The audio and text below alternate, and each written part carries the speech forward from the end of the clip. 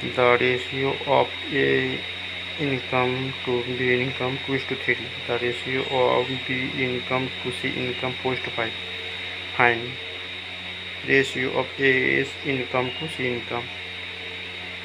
A ও B আয়ের অনুপাত দেওয়া আছে 2:3, বি ও সি এর আয়ের অনুপাত হচ্ছে 4:5। তাহলে এ ও সি এর আয়ের অনুপাত কত বের করতে হবে। Solution S to B 2:3, B to C 4:5, S to C কত। সলিউশন যে দেওয়া আছে